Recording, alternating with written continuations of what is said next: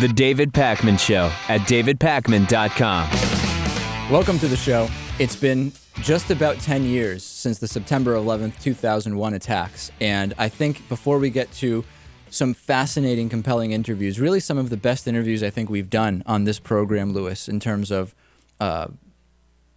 in all senses. I don't even know in terms of what, in terms of everything, really some of the best interviews. Yeah, just in comparison to, I guess, all the rest of our interviews. Right.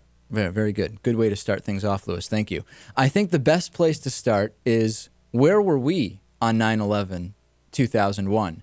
And my newspaper column this week, which you can actually read at davidpakman.com, just click on blog at the top of the page, actually talks about a Duke University study which suggests that these flashbulb memories that we all think we have and that are so incredibly accurate in our minds from tragic events actually may not be as accurate as we think. And the Duke University study took a group of people the day after the 9/11 attacks and asked them to write down everything they could remember about where they were, what they were doing, what they remember on 9/11, and also to write about some unremarkable event they were involved in on September 10th, 2001.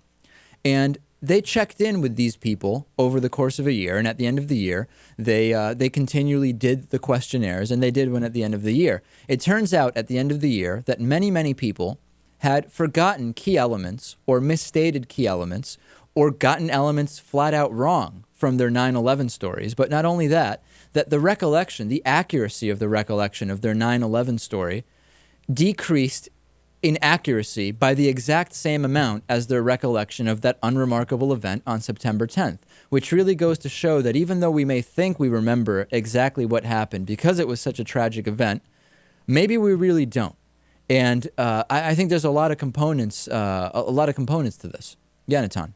Also, there were two findings. One was that the recollection decreased with the flashbulb memory, to the same extent as a regular memory on September 10th, but also that people were completely sure, they were much more certain that their memory of 9/11 was correct, whereas they knew that their recollection of the banal event the day after wasn't going to be that accurate. That's right. And considering that, I really do think I remember exactly where I was on 9/11. And I'll tell you my story. I was a senior in high school. I was sitting in Mr. Palmisano's psychology class. It was second period. A troublemaker, a known troublemaker in the class, left to go to the bathroom, enters again and says, "Hey guys," interrupts the teacher, "it's like World War III out there." I remember the term World War III. We're under attack. The U.S. is under attack. We've got to see what's going on. And Mr. Palmisano, who you know as well, Lewis, and is a friendly guy with your family, said, "Oh, stop interrupting and sit down and let me continue the class. I'm sure everything's fine." And lo and behold, the country was under attack. I ended up leaving and skipping out on the rest of the day and just watching the news.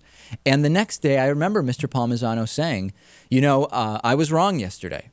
And there was something going on, and not everything was okay. And I can assure you that you will all remember exactly where you were and how you found out about 9/11 because of how it happened, and you will not forget your classmate's name either. You will remember who told you. And you know what? I don't remember the name of that student. So while I do remember being there and I do remember a lot of the details, I don't actually remember the name of this individual. That's where I was. Where were you? You were obviously in the same school in a different class, I presume. Right, except it wasn't a student that notified us. I guess this was after the principal found out, the administration. So we were sitting in class and the loudspeaker comes on and says, the U.S. is under attack. That's what the loudspeaker said. See, I was gone at that point. Yeah. And everyone in class just kind of looks around at each other, and I don't remember exactly what else they said, but I remember hearing distinctly the United States is under attack, and that they mentioned it was New York City. And then, everything just started kind of breaking up. The girl next to me said, "Oh my God, my grandmother lives in New York."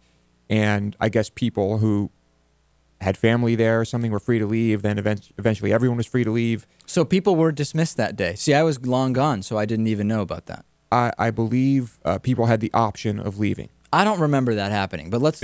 I remember watching TV at home in the middle of the day. I went home. Right. Natan?